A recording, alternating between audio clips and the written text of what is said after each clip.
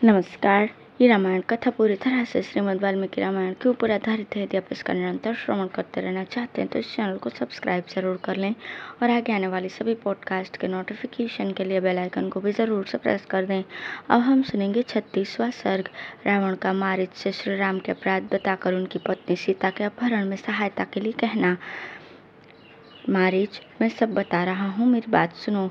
इस समय मैं बहुत दुखी हूँ और इस दुख की अवस्था में तुम्हें मुझे सबसे बढ़कर आश्रय देने वाले हो।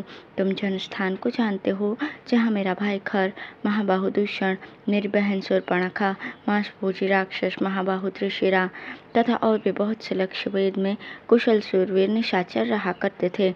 वे सभी असुर मेरी आज्ञा से वहाँ घर बनाकर रहते थे और उस विशाल वन में जो धर्माचरण करने वाले मुनि थे उन्हें सताया करते थे।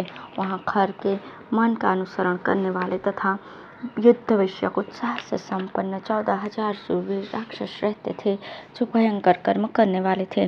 जनस्थान में निवास करने वाले जितने महाबली राक्षस थे, सब के सब उस समय अच्छी तरह सन्नद्ध होकर युद्ध क्षेत्र में राम के साथ जा भिड़े थे। वे खर आदि राक्षस नाना प्रकार के अस्त्र शस्त्रों का प्रहार करने में कुशल थे, परंतु युद्ध के मुहाने पर रोष में भरे हुए श्री राम ने अपने मुंह से कोई कड़वी बात न कहकर बाणों के साथ धनुष का ही व्यापार आरंभ किया। पैदल और मनुष्य होकर भी श्री राम ने अपने दमकते हुए बाणों से भयंकर तेज वाले 14,000 राक्षसों का विनाश कर दिया और उसी युद्ध में खर को भी मौत के घाट उतार कर दूषण को भी मार गिराया। साथ ही त्रिशिरा का वध करके उसने दंडकारण्य को दूसरों के लिए निर्भय बना दिया। उसके पिता ने कुपित होकर उसे पत्नी सहित घर से निकाल दिया है। उसका जीवन क्षीण हो चला है। यह क्षत्रिय कुल कलंक राम ही उस राक्षस सेना का घातक है।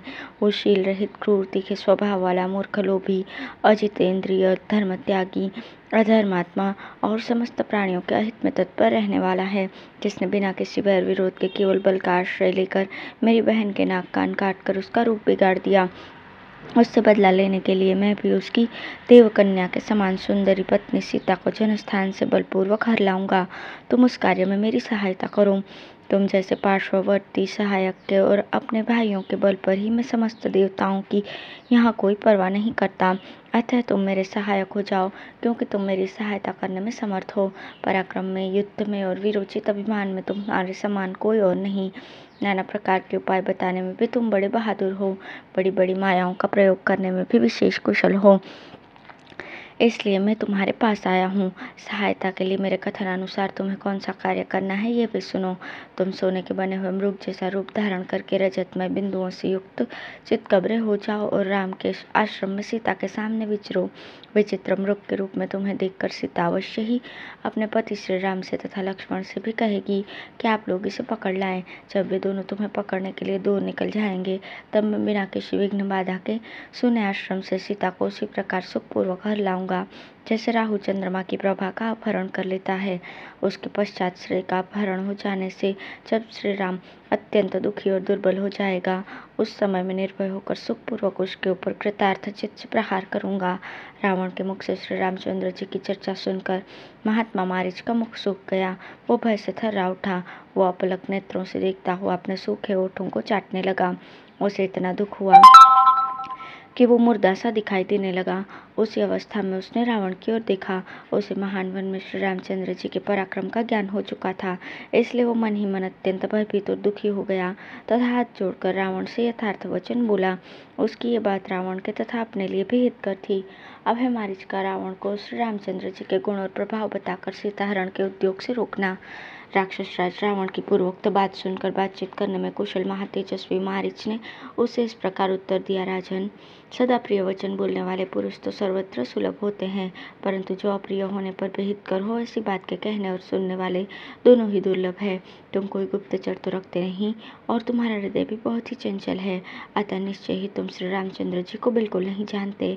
वे पराक्रमोचित गुणों में बहुत बढ़े चढ़े तथा इंद्र और वरुण के समान हैं। मैं तो यही चाहता हूँ कि समस्त राक्षसों का कल्याण हो। कहीं ऐसा न हो कि श्री रामचंद्र जी अत्यंत कुपित होकर समस्त लोगों को राक्षसों से शून्य कर दें। जनक नंदिनी सीता तुम्हारे जीवन का अंत करने के लिए तो उत्पन्न नहीं हुई। कहीं ऐसा न हो कि सीता के कारण तुम्हारे ऊपर कोई बहुत बड़ा संकट आ जाए। तुम जैसे स्वेच्छाचारी और उच्छृंखल राजा को पाकर लंकापुरी तुम्हारे और राक्षसों के साथ ही नष्ट न हो जाए। जो राजा तुम्हारे समान दुराचारी, स्वेच्छाचारी, पापपूर्ण विचार रखने वाला और खोटी बुद्धि वाला होता है, वो अपने स्वजनों का तथा समूचे राष्ट्र का भी विनाश कर देता है। श्री रामचंद्र जी न तो पिता द्वारा त्यागे या निकाले गए हैं, न उन्होंने धर्म की मर्यादा का किसी प्रकार त्याग किया है। न वे लोभी हैं, न दूषित आचार विचार वाले, और न क्षत्रिय कुल कलंक के ही हैं। कौशल्या का आनंद बढ़ाने वाले श्री राम धर्म संबंधी गुणों से हीन नहीं हुए। उनका स्वभाव भी किसी प्राणी के प्रति तीखा नहीं। वे सदा समस्त प्राणियों के हित में ही तत्पर रहते हैं। रानी कैकेयी ने पिता को धोखे में डालकर मेरे वनवास का वर मांग लिया। यह देखकर धर्मात्मा श्री राम ने मन ही मन ये निश्चय किया कि मैं पिता को सत्यवादी बनाऊंगा। इस निश्चय के अनुसार वे स्वयं ही वन को चल दिए। माता कैकेयी और पिता राजा दशरथ का प्रिय करने की इच्छा से ही वे स्वयं राज्य और भोगों का परित्याग करके दंडकारण्य में प्रविष्ट हुए हैं। श्री राम को क्रूर नहीं, वे मूर्ख और अजितेंद्रिय भी नहीं।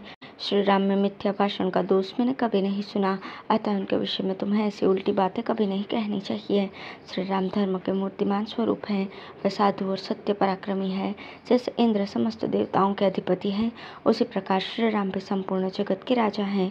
उनकी पत्नी विदेह राजकुमारी सीता अपने ही पातिव्रत्य के तेज से सुरक्षित हैं। जैसे सूर्य की प्रभा उससे अलग नहीं की जा सकती, उसी प्रकार सीता को श्री राम से अलग करना असंभव है। ऐसी दशा में तुम बलपूर्वक उनका अपहरण कैसे करना चाहते हो? श्री राम प्रज्वलित अग्नि के समान है। बाण ही उस अग्नि की ज्वाला है, धनुष और खड्ग ही उसके लिए ईंधन का कार्य करते हैं। तुम्हें युद्ध के लिए सहसा उस अग्नि में प्रवेश नहीं करना चाहिए। धनुष ही जिसका फैला हुआ दीप्तिमान मुख है, और बाण ही प्रभा है जो अमर्ष में भरा हुआ है। धनुष और बाण धारण किए खड़ा है, रोषवश तीखे स्वभाव का परिचय देता है और शत्रु सेना के प्राण लेने में समर्थ है। उस राम रूपी यमराज के पास तुम्हें यहाँ अपने राज्य सुख और प्रिय प्राणों का मोह छोड़कर सहसा नहीं जाना चाहिए। जनक किशोरी सीता जिनकी धर्म पत्नी है, उनका तेज अप्रमेय है। श्री रामचंद्र जी का धनुष उनका आश्रय है, अतः तुम में इतनी शक्ति नहीं कि वन में उनका अपहरण कर सको। श्री रामचंद्र जी मनुष्यों में सिंह के समान पराक्रमी हैं। उनका वक्षस्थल सिंह के समान उन्नत है। भामिनी सीता उनके प्राणों से भी अधिक प्रियतमा पत्नी है। वे सदा अपने पति का ही अनुसरण करती हैं। मिथिलेश कुमारी सीता ओजस्वी श्री राम की प्रिय पत्नी है। वे प्रज्वलित अग्नि की ज्वाला के समान असह्य हैं, अतः उन सुंदरी सीता पर बलात् नहीं किया जा सकता। असुरराज, ये व्यर्थ का उद्योग करने से तुम्हें क्या लाभ होगा? जिस दिन युद्ध में तुम्हारे ऊपर श्री राम की दृष्टि पड़ जाए, उसी दिन तुम अपने जीवन का अंत समझना। यदि तुम अपने जीवन का सुख का और परम दुर्लभ राज्य का चिरकाल तक उपभोग करना चाहते हो, तो श्री राम का अपराध न करो। तुम विभीषण आदि सभी धर्मात्मा मंत्रियों के साथ सलाह करके अपने कर्तव्य का निश्चय करो। अपने और श्री राम के दोषों तथा गुणों के बलाबल पर भली भांति विचार करके अपनी और श्री रामचंद्र जी की शक्ति को ठीक ठीक समझ लो। फिर क्या करने से तुम्हारा हित होगा, इसका निश्चय करके जो उचित जान पड़े वही कार्य तुम्हें करना चाहिए। मैं तो समझता हूँ कि कौशल राजकुमार श्री रामचंद्र जी के साथ तुम्हारा युद्ध करना उचित नहीं। अब पुनः मेरी एक और बात सुनो, यह तुम्हारे लिए बहुत ही उत्तम, उचित और उपयुक्त सिद्ध होगी।